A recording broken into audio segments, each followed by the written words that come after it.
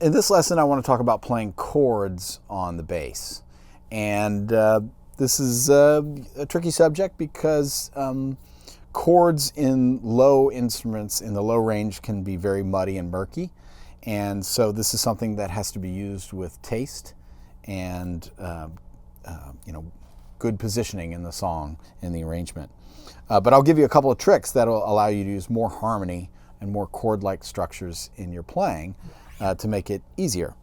To begin with, you should just learn the three, what I think of as the three major chords on bass, which is a D, an A, and then an E chord. So a D chord, you have the open D here, the third is up on the G string. Oh, let me make sure you can see all this. And then the A is octave on the A string. That one sounds real good. Okay?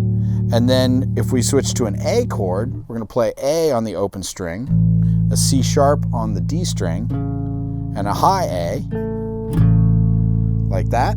There's your A chord. Now if we go to an E, you're playing basically the three notes up here, a B, an E, and a G sharp, up here, and open E. That's a real great sounding chord. Now if we had a 5-string, you can also play the B with a low B. That's a pretty big sounding chord. But those are the major ones. They're going to sound clear and good. You can play versions of those chords in different keys, but you won't have the open string to have the low notes. So that's why I show them and say, But there's lots of songs, guitar-based songs that have those chords in them. So they're helpful to know and easy to use real quick.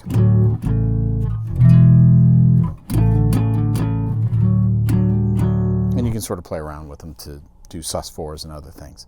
Now, if you want to play a chord-like structure in another key, what I think is a great way to do it is by using the interval of a tenth, which means, let's say we're playing a B here, and we want to make a chord out of it, a B major chord, instead of trying to create some messy sounding. By itself maybe sounds okay, but with a band it might be pretty murky. You can just play the root and the third up high, an octave higher, which is a tenth. There you go. There's your B major chord. C major, E major, or E major, D major, C, B. You can move this around and use it all over the place. Now, it might sound familiar. Take a Walk on the Wild Side, which actually is not played as a chord on bass. It's two different instruments. That's another story. But you can use these the tenths to add harmony in your bass and play a chord-like structure, just two notes. You got to memorize the structures to know what third you're supposed to play up top, but depends on the song. But that gives you a nice way to play a chord without making it murky sounding and be able to fit in with the band. The other chord that you can use all the time, of course, is the power chord. Again, it'll sound murky when you get it really low. But up high, you can play in any key and play 1, 5, 1.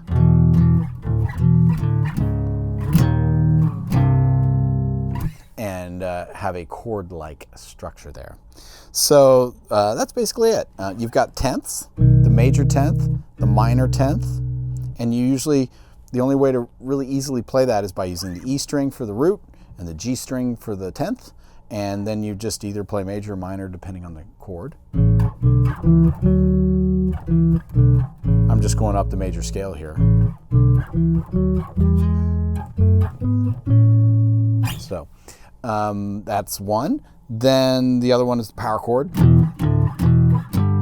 which you can use kind of anywhere except for maybe really low. Even then you can kind of get away with it. And then we have the open chords, the D, the A, and the E chord. So there you go. Those are some basic chord forms that you can use right off the bat and see what it sounds like in your playing.